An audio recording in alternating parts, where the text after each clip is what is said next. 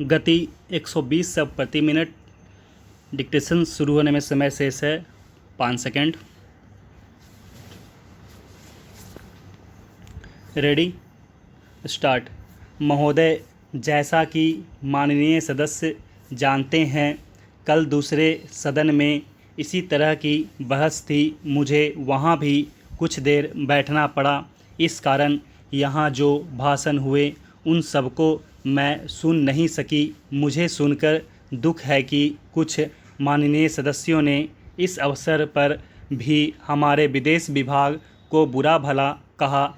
सेवाओं पर दोषारोपण करके सरल रास्ता निकालने का प्रयत्न ऐसी प्रवृत्ति है जिसकी मैं निंदा करती हूँ।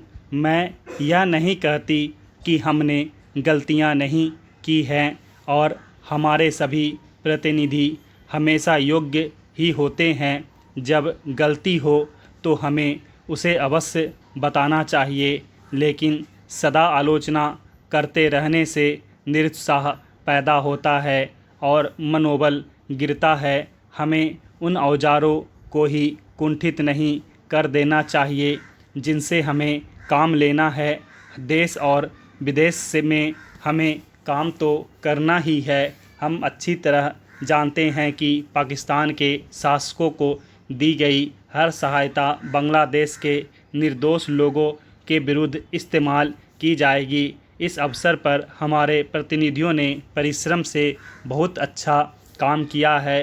प्रस्तुत परिस्थितियों में वे जितने प्रभावी हो सकते थे हुए हैं। कुछ सरकारों के विचार निश्चित हैं और यदि उनमें सहानुभूति भी पैदा की जाए तो भी वे इस प्रकार के मामले में कोई स्पष्ट बात कहने को तैयार नहीं होंगे। मैं कहना चाहूँगी कि हमारी उन सेवाओं ने जो वर्तमान स्थिति से निपटने में जुटी है, साहस और समर्पण का परिचय दिया है। यदि कुछ माननीय सदस्यों को गाली देकर और सरकार पर साहस, दिशा और यहाँ तक कि समझ की कमी का आरोप लगाकर कुछ संतोष मिलता है तो मैं उन्हें इससे वंचित नहीं करना चाहती। कुछ सदस्यों के लिए हिम्मत का अर्थ गले की ताकत और भावुकता की भाषा है। काश की ज़िंदगी इतनी ही सरल होती। इस सरकार में बहुत से दोष हो सकते हैं, लेकिन उसमें साहस की कमी नहीं है, न ही यह आवश्यकता के अनुसार जोखिम उठाने से डरती है। जैसा मैं बहुत बार कह चुकी हूँ, हम इस स्थिति या किसी भी स्थिति में के केवल कानूनी पहलू की चिंता नहीं करते। हम चिंता करते हैं केवल एक ही बात की, और वह है हमारे राष्ट्रीय हित, सुरक्षा और स्वाभाविक रूप से बांग्लादेश के बहादुर लोगों की सुरक्षा। इसी कारण से शांति से काम करने का महत्व है।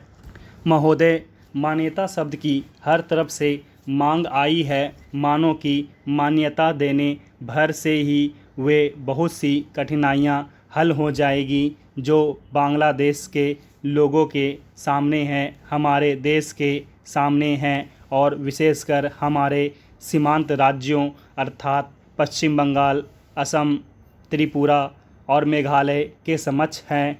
हमने इस प्रश्न के हर पक्ष पर बड़ी गहराई से सोच विचार किया है। जैसा कि मेरे साथी ने बताया है, इसकी हम निरंतर समीक्षा करते रहते हैं। हम इसकी प्रतीक्षा नहीं करते कि दूसरे देश इस विषय में क्या करते हैं।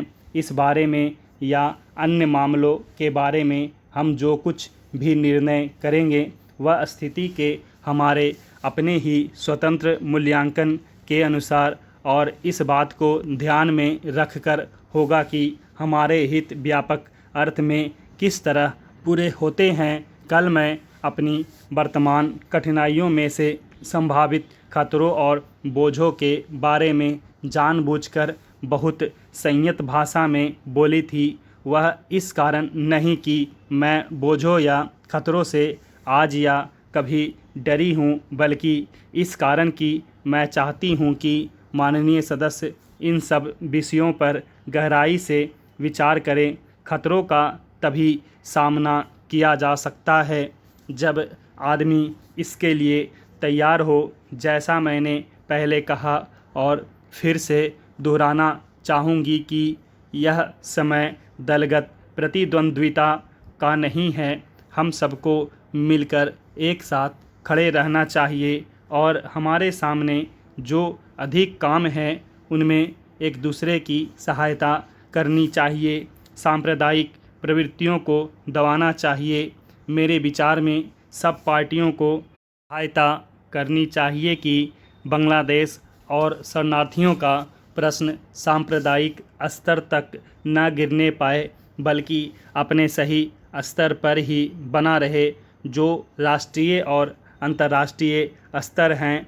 मैं इन प्रश्नों और अन्य घटनाओं के बारे में विरोधी दलों के नेताओं और सदन के अन्य सदस्यों से संबंध बनाए रहूँगी। मैं अपनी तरफ से सदस्यों को इस विषय पर अपनी बात मुझसे आकर कहने और उनके पास जो कोई जानकारी हो उसे बताने की पूरी छूट देती हूँ। साथ ही इस समय इससे अधिक और कुछ कहने को नहीं है। मैं बस इतना ही कहना चाहूँगी कि हम निराश ना हो। हमें अपने और अपने लोगों पर भरोसा होना चाहिए। हमें बांग्लादेश की वीर जनता और अपने अधिकारों के लिए लड़ने के संकल्प पर भरोसा होना चाहिए।